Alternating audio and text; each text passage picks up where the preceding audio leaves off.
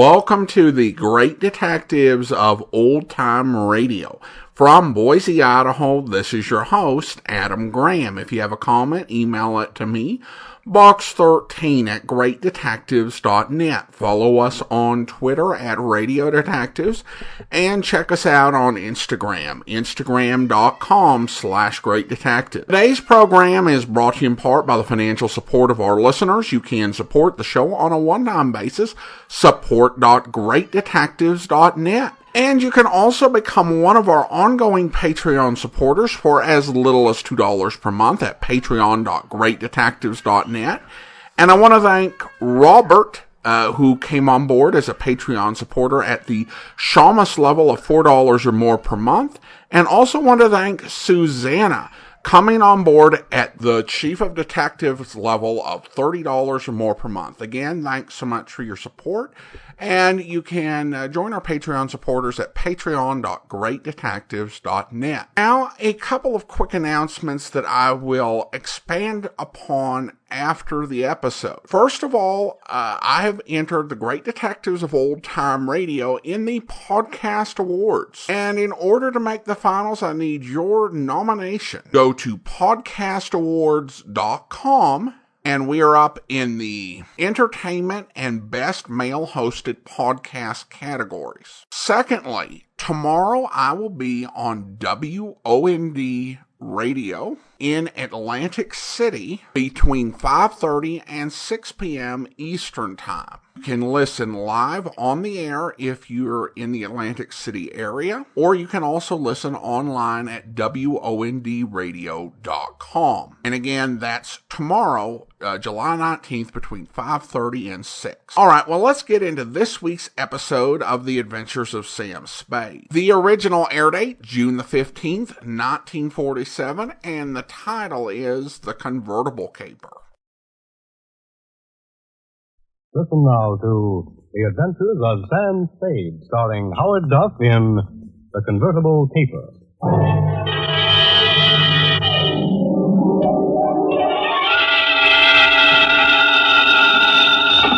Sam Spade Detective Agency. Me, sweetheart. Sam, I knew you'd have the courage to come back and face it. Well, I'm back, Effie. What shall I face first? You didn't do something else, did you, Sam? Besides what? Besides running away with that woman in a stolen car. You're a little mixed up, Effie. The car was stolen from her. You mean it was her own car? Well, not exactly, Effie. You see, she stole it from somebody else, and then somebody stole it from her, and then I got it back for her. Well, it must have been quite a car to be worth all that trouble. It wasn't so much the car, Effie, as... Party? Sam, I don't understand. Think it over, sweetheart. I'll be right down to dictate my report.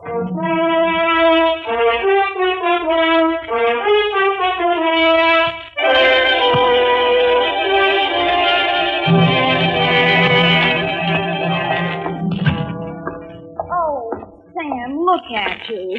Can't you take no for an answer? And just what do you mean by that, Miss Perrine? Claw marks on your face. Wrong again, sweetheart. She said yes, I said no. Hence the scratching. I knew she was that type the minute she walked into this office. That ankle bracelet and green nail polish. Green nails. Well, puce colored. This one goes to homicide, Effie. Oh, not another murder, Sam. What else? To Detective Lieutenant Dundee from Samuel Spade, with license number 127596. Subject, the convertible caper. Dear Dundee, it has been a dull morning, but just before lunchtime, things began to brighten up. Her clothes looked like money, and what they were wrapped around looked even better. She eased herself into the chair I pushed up for her, rattled about $1,000 worth of charm bracelet at me, and after she'd arranged her legs, mouth, and eyes to our mutual satisfaction, she allowed me to hear the sound of her beautiful voice. I do not know whether you will be interested in my case or not, Mr. Spade. Put your mind at rest, Miss Estrada. Who knows? Perhaps I am merely a waste of time. My time is your time, as we say in the States, Mrs. Stein. Oh, you are very simpático, very kind. Yes. Entonces, my automobile has been stolen. When and from where? Last night, after midnight, while I was checking in at the Hotel San Rafael, where I am staying, I foolishly left it parked outside with the keys in it. Have you reported this to the police? No. I suggest you do. No. No? No. Well, why not? Because I stole it from another. I see. No, but you do not yet know all. If the police find the car and notify the one from whom I stole it, then that one will know that I am in San Francisco. And that's bad. You can't think that. If he finds out I am in San Francisco, then he will come here and kill me. That is why I must recover the car rapidly and without the police. You will be glad to help me. Be very pleasant, Mrs. Strata, but hot cars are not exactly in my line. You wish that I... Think anybody would murder you just for stealing his car? Oh, not for the car, no. Already he tried to kill me once, twice, 3 times. So I take the car and drive away rapidly. Away from where? Mexico State of Chihuahua, where this pig resides who wishes to murder me. Why? He drinks, he becomes a beast. He accuses me of... Look here on my shoulder, the scar. Well, already he cuts me with a knife. Uh-huh. Now you have seen something that changes your mind about me, huh? You see that I am sincere. Why, Mrs. Strata, I never had any doubt. Oh, please. I am without friends. You would call me muchacho? Yes, indeed. Bueno, now we are friends. In the car is sitting the pig. What's this pig's name? Pig is the only name I will honor him with. Pig. What makes it cars, Lee? Vayanka. You know this kind of car? Yeah, it's a foreign car. I've seen a few around. This must have set the pig back several $1,000. He steals everything. Listen, my darling, please notice. Around here is pink with blue fenders. Not anymore. That's the first thing a car thief changes, the paint job. Any other distinguishing marks? Yeah. I would think. It has a radio.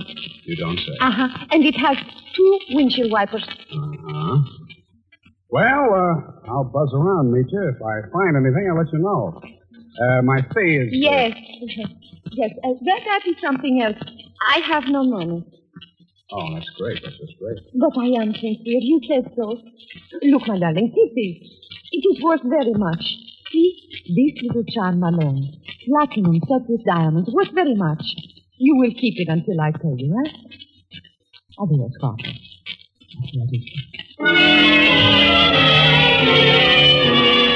She thrust the charm bracelet into my hand, bit me on the ear, and departed.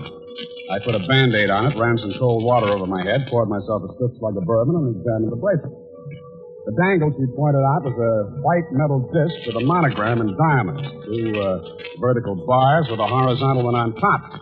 It was the Greek letter pi or the initials TT, depending on who had stolen it from whom. I knew it was at least worth my fee. I dropped it into my pocket and went out. My first stop was over on Mission. The sign on the building says, Masterpiece Auto Painting, Joe Rembrandt, proprietor. Sam, long time no see. Hello, Joe. Got something you want painted? No, but I think you may have painted something I want. Sam, you know me. They drive them in the front. We spray the paint on them and push them out the back. No questions asked. That's quite a turnover, Joe. Yeah, we're going big time. Got the exclusive now for the syndicate work in the hill. Is that right? Yeah. What are you looking for, Sam? A murder car? Could be.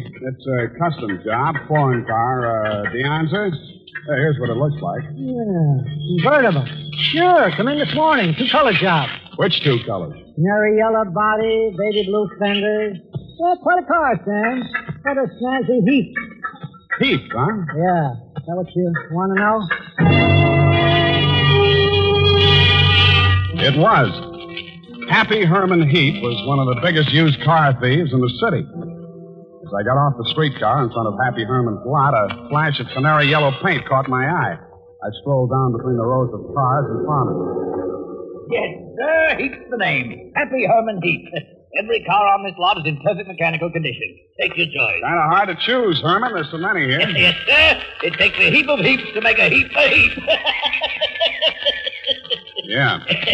That yellow job with the blue fenders, Oh, yes, sir, but the motor in that car, it does need some work. Now, over here... Does it run? Oh, yes, it'll run, but over here... This is more what I want. Let me try it. Sounds all right to me. Oh, idling, yes, but needs some work in the transmission or the differential. Mind if I drive it around the block? Well, the mechanics are just about to work on it. Besides, I'm afraid this car is more than you'd care to invest. Well, let me try it out anyway. Here, I'll leave a deposit. I reached in my pocket for Meech's charm bracelet. He took one look at it, and his expression changed. Well, Why didn't you say so? No deposit is necessary. The car's yours. Drive it as far as you like. Thank you, Herman Heath.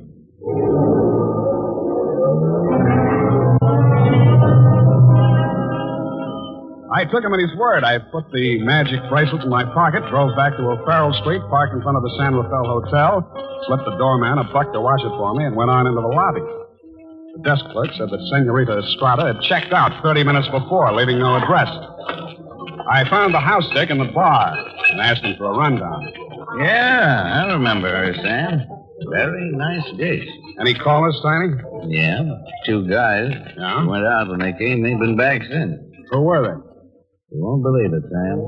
One of them was Tom Carey. What's he doing in San Francisco? He's wanted for murder. Well, I don't know, but there must be plenty in it if they brought him back across the border.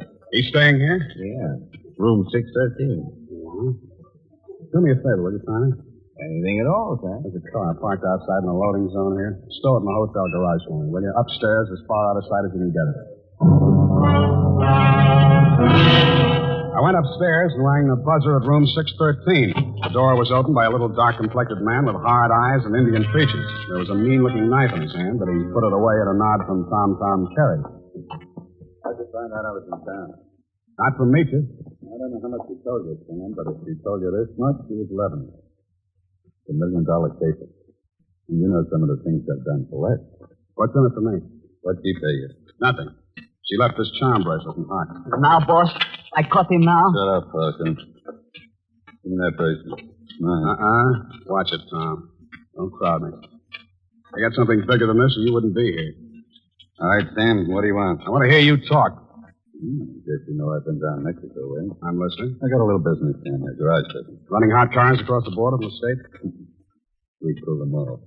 Little body weight and his serial number, like plastic surgery. Sounds like a good business. You shouldn't be neglecting it. You met the dame. She says you want to kill her. I was off my trout. I scared her. I didn't mean anything. I thought I could cure him for sitting around. I'll let Parco nick her shoulder a little bit. Oh, just a little bit. Yeah. I figured her wrong, you know that, yeah. If I could see her for 5 minutes, just to talk to her, I know it'd be okay. I can't help you, Tom. I want to talk to her myself. Listen, she hasn't got a penny, only that car. She figures I'm peddling that. Not anymore. She already sold it? Some car thieves took it. She hired me to trace it. Listen, maybe broke from a strange country. I'd look good for her again. Here's $1,000, Sam. Oh, this is so sudden, Tom. Nothing.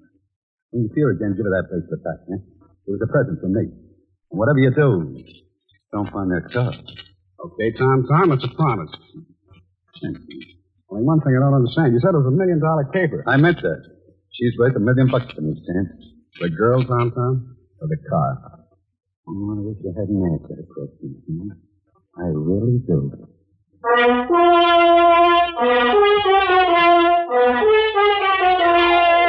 And now, back to the Convertible Caper, tonight's adventure with Sam Spade.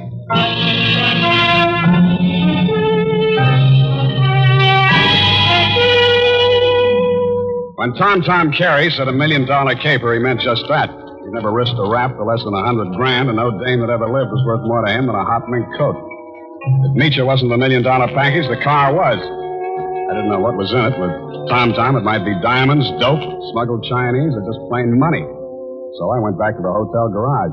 Number 1279. I climbed the long, curving ramp to the second floor and found the canary yellow Deanza convertible crowded in behind 4 ranks of cars at the rear of the building. I started to work on it. Nothing in the luggage trunk, nothing under the seats, under the upholstery, and the door panels, nothing anywhere. Then I got Tiny Stover, and the 2 of us went over the second time. It's a cold lead, Sam. It's not, I know it's not. Now think, Tiny, what's different about this car? Well, it's solider built than most. Good body work. I don't know. Hey, here's something. What? There's a hole punched out of this fender over here. About the size of a quarter. Let me see that. Yeah, right here. It curves under, see? Yeah. What's that you got? Charm bracelet. Did you say this dangle on here was what was cut out of that fender? Let me see. It fits. Fits even the curve. Yeah. What does it mean, Sam? The dangle on the bracelet is solid platinum. Hey, Sam, are you trying to tell me the fenders on this heap are solid platinum? You got a pocket knife, Tiny? Yeah. There you are. Thanks. It shines. Sam, is this a hot car?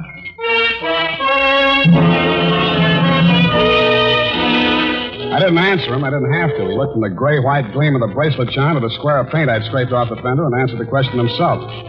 Meech's convertible was convertible in more ways than one. It was about the hottest car in San Francisco as of that moment. After I'd left the garage, I tried to phone Tom, but he wasn't in. I had an uncomfortable feeling he was out looking for me. He was. As I stepped out of the phone booth, there was a rush of air past my left ear. A knife stuck in the wood less than an inch west of us. I came out in the street in time to see him duck around the corner into an alley. I ran after him. I collared him and stood him up against the wall. Let me go. Let me go. I cut you down. What do you know about that car? What do you know about that car? Come on, talk, or you get more of this. I don't know nothing. They don't tell me nothing. Where's Meecher? I don't know. Meecher don't know nothing either. Only Tom and... Tom and who else? I don't talk no more. They cutting you in? I don't need no cut. The boss, he pays me good. 40 pesos. Sometimes more. Work for me and I'll cut you in. I cut you to pieces. The boss treats me good. Sure, you do all the dirty work. There's any trouble, you'll take the rap. What means rap? They put you in a little room and squirt gas in you. You fall dead.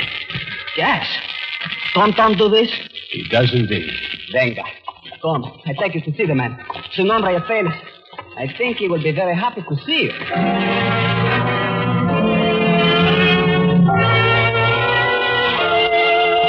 The place Paco took me to was about as high on Russian Hill as you can get. The house was old, faced in brownstone, and had a high iron fence around it. On the gate was a nameplate, H.H. Lovelace. When I opened it to go in, I noticed that Paco was no longer with me. Oh, Mr. Spade, come in. The gray-haired gentleman who greeted me was wearing a wing collar, a carnation, and a very distinguished air. I could hardly believe it, but he was definitely, beyond the shadow of a doubt, none other than the one and only Happy Herman Heap. Well, Mr. Spade, I see that you're surprised. I'm overwhelmed, Mr. Heap. Lovelace. Lovelace, that is the correct name. For my avocation, I selected my first and second names, the H.H., you know. My full name is Herman Heap Lovelace. About that car, Mr. Spade. Yeah, about that. I must own that you outwitted me. I was rather proud of my little device, the disc on the charm bracelet, you know.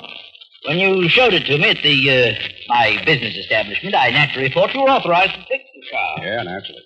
However, I'm not averse to enterprise in a young man, and I'm prepared to pay for my blunder. You said $1 million I still couldn't accept, Mr. Lovelace. Oh, why not? I was hired to recover that car for my client. It's not mine to sell. Well, it's certainly not hers. I don't care whose it is. All I know is that my client's life is in danger, and it has something to do with that car. Miss Estrada? Yeah. Excuse me one moment. Please arrive. Hello, Papa. That's all she said. Then she stood there looking at me in that way that made you not care who she was double-crossing or why. Then she turned to Lovelace, alias Herman Heap. How much does he know? Alas, everything, I fear. He has agreed to our terms? Yes. Good. I must have my bracelet back now, Sam. Sure, it's right here in my... I reached in my coat pocket for the charm bracelet she'd given me to keep for her. It wasn't there. It wasn't in any of my pockets.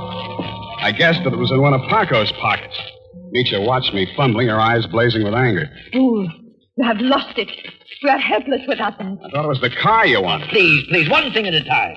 I suggest that we first gain possession of the car. Yes, Lovelace, you are right. First the car.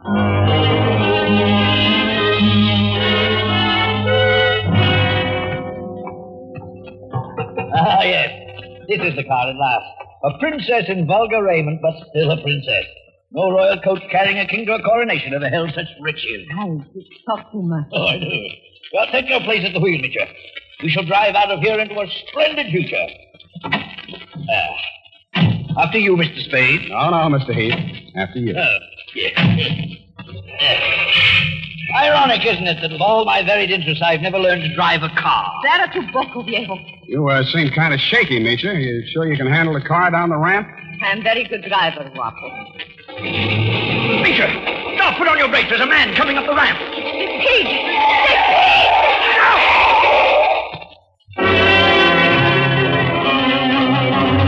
He was dead before I got to him. It was As I leaned over him, I saw the bracelet lying beside his hand. I picked it up and walked back to the car. Nietzsche and Herman Heath Lovelace were sitting in stony silence, glaring at each other. Is he dead? Yeah. Was the bracelet on him? I didn't look. Lovelace, go and frisk him. Must I? It's very distasteful to me. Come, Mr. Spade. You fool. We trust this detective. Go on. Very well. Get in, Sam.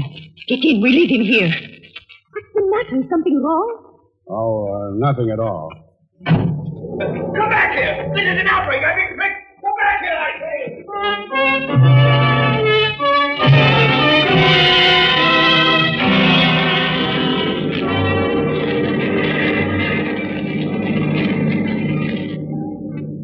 Please, Harpo.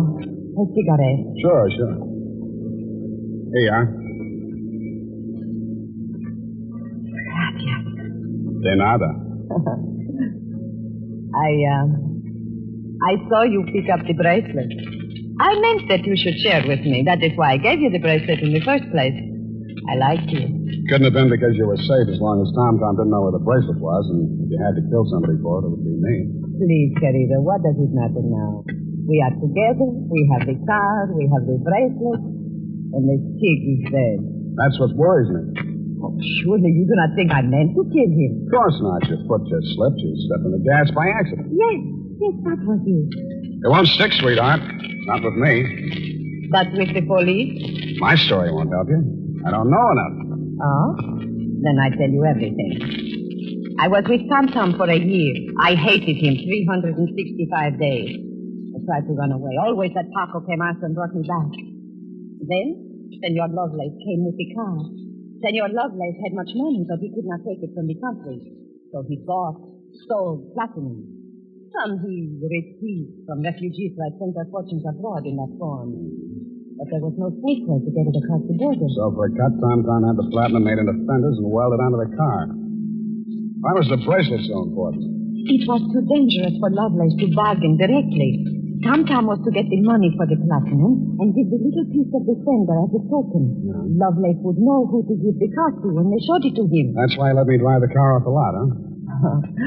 I don't care, darling, even if you try to steal it. Now we understand each other, no? You are tough, too. Tougher than Tom, I think. Well, now we have everything for ourselves, you and me. What do we care for the others, huh? You make a good pitch, sweetheart. You look beautiful while you're making it. But I don't like you driving. What do you mean? Pull over. I'm driving this heat back to the city. No. I said pull over. I won't let you do it. I don't care what happens. Take it easy. You want to kill us both? Sure, I will kill us both. We die together or we live together. Yes or no? You're nuts. Answer me. The answer is no. Bueno, you will see I mean what I say.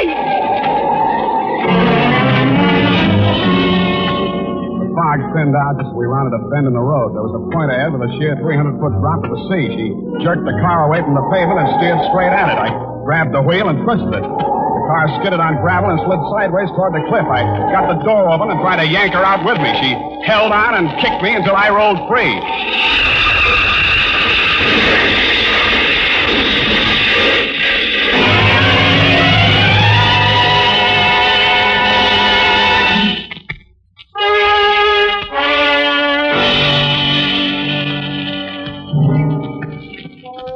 She didn't look very beautiful when I saw her for the last time. And the flashy convertible was a pile of junk. Very expensive junk, but junk all the same. I understand the federal men have confiscated the platinum and are holding Lovelace for questioning. I doubt if he'll crack. Nobody can embarrass a used car salesman. Period. End of report. Sam, do you really like this racket we're in? I hate it. So do I. Don't let's ever go into any other life. It's a promise, sweetheart. Why, I'll never know. Good night. Good night, sweetheart.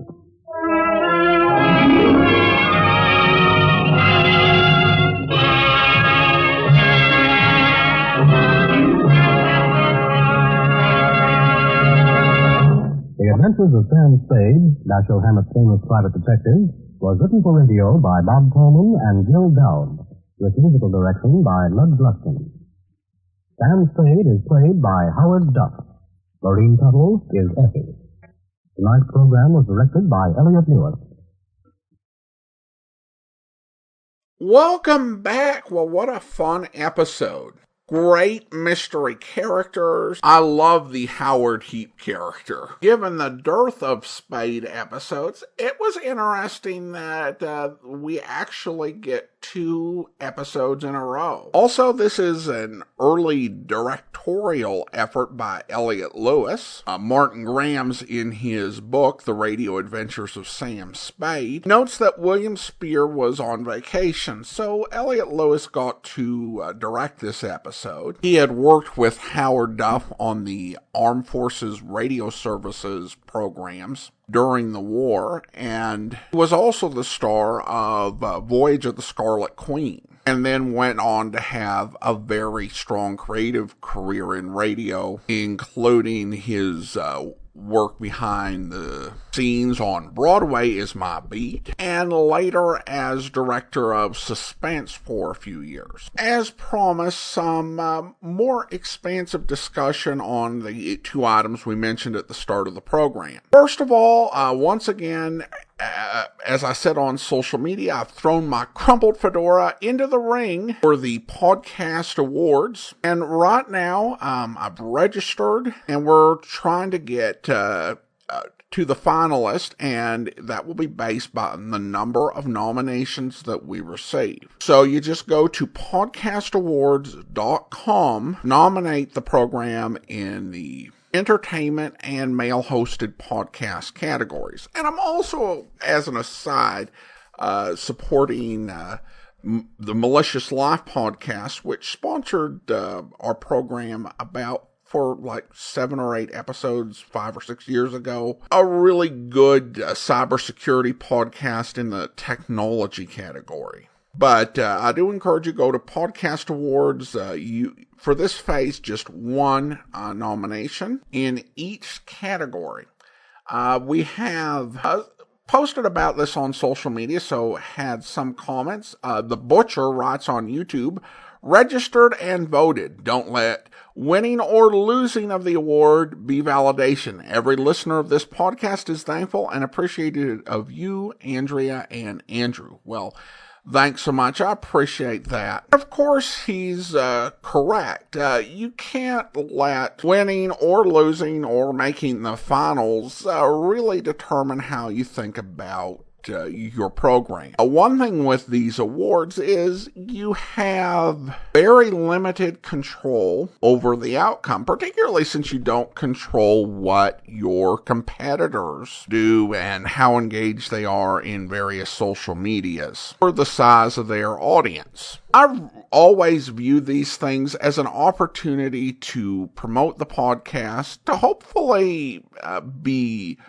seen and connect with some new listeners who might be looking through the Podcast Awards ballot and check us out. Obviously, it'd be great to win and to have that as something to use to promote the podcast. But we've been in the Podcast Awards, I think, a couple of times on Great Detectives and once on a political podcast way back when. And so I'm, well-versed in not getting too worked up if the results don't go my way. But good reminder. Thanks so much. And again, you can nominate us through the end of July 31st. If we do make it to the finals, I will be sure to let everyone know what the rules are. I think a few years back they did daily voting where you could vote every day, for finalists, but I will see what the rules will be for 2022 if we make it to the finals. So appreciate everyone's support in that.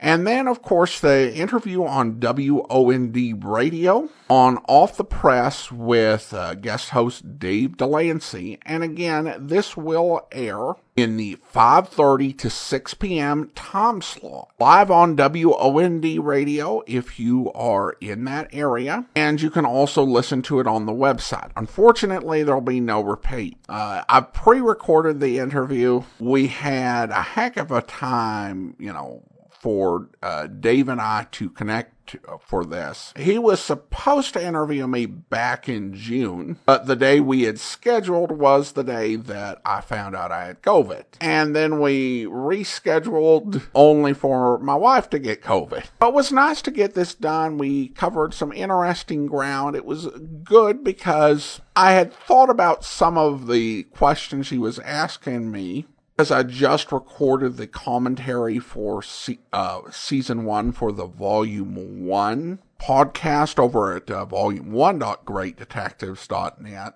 So it was a good time, and I hope you can check it out. It's one of my rare radio interviews as a reclusive podcaster who is a man of mystery. Cloaked in it, in fact. No, I just don't have a lot of radio invitations, actually, so it was fun to do this. All right. Now we turn to listener comments and feedback. And we have this comment from George. Hi, Adam. I wanted to thank you for one of your more recent editions, the Sam Spade shows. Generally well done and enjoyable. After listening to the Calcutta Trunk Keeper, I just had to remark on a few points. While French and Cockney accents on radio shows were uniformly pretty lame, nothing compares to the cringe-worthy Russian-type accents, complete with the spitting at the mention of someone's name and ridiculously overdone at all levels. These actors often make shows hard to endure at all. The Man Called X was one of the worst in an otherwise great program. It must have been a comedic trope at the time, but it's just awful in any sort of dramatic show. Ugh. I know bits of these shows may be missing, especially intros, but unless I've missed it, this is a rare show that doesn't start out announcing the star Howard Duff. Isn't that a bit unusual even then? Just curious.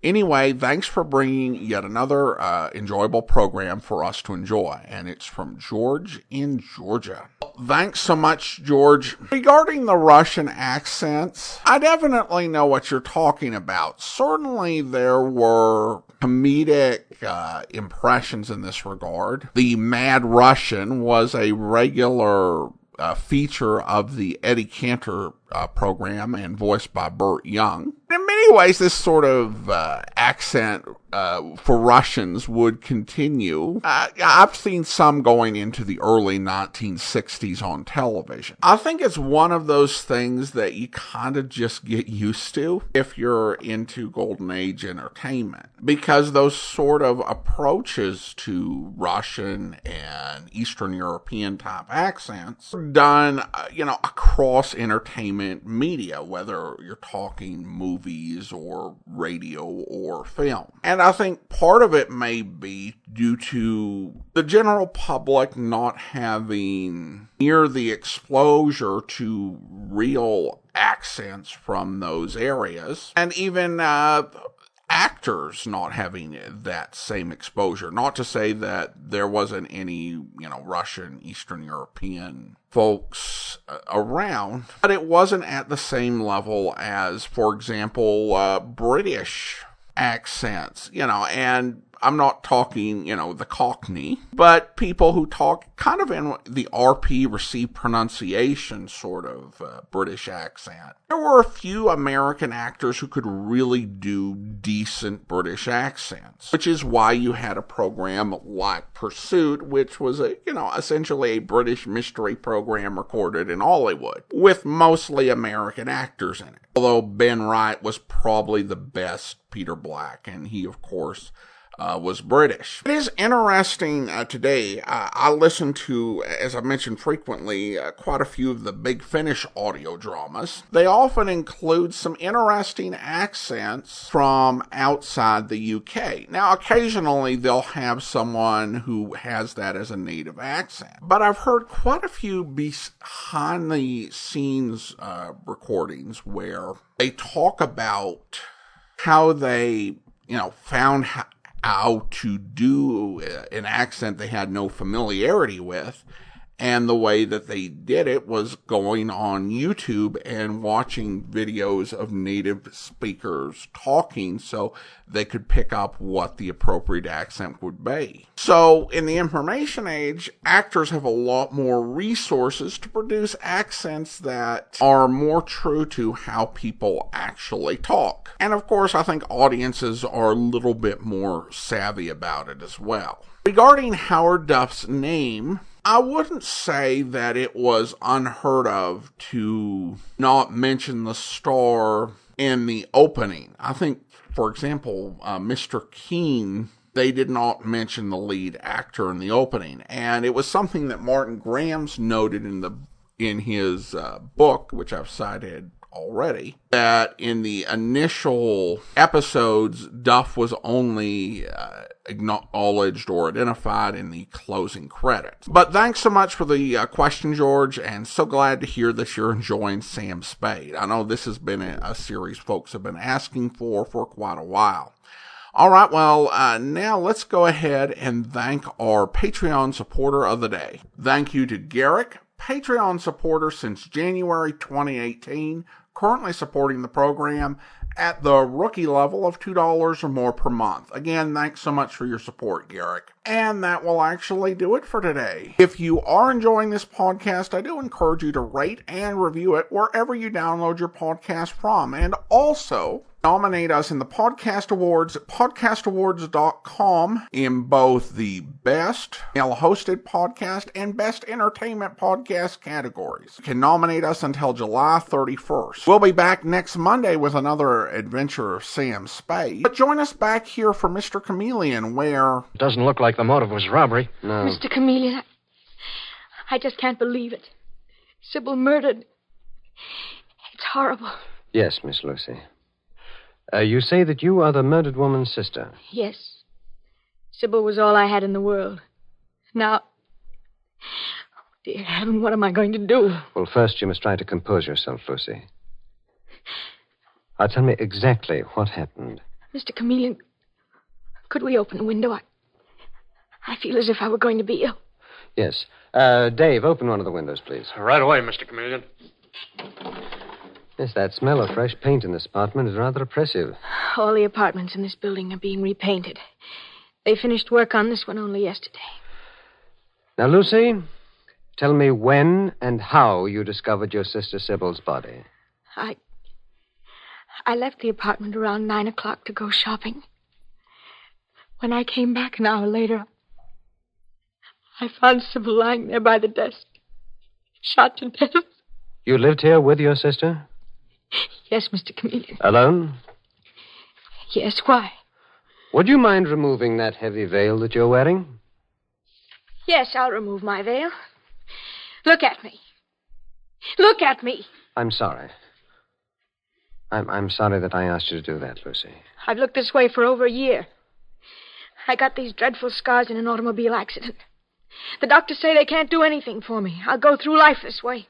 I asked you, Lucy, because I wondered why a young girl like you should be wearing a heavy veil. If it hadn't been for Sybil, I don't know what I would have done. She was so kind to me. And now he's murdered her. He? Lucy, do you mean that you know who the murderer is? I hope you'll be with us then. In the meantime, do send your comments to box13@greatdetectives.net. Follow us on Twitter at Radio Detectives and check us out on Instagram, instagram.com/greatdetectives. From Boise, Idaho, this is your host, Adam Graham, signing off.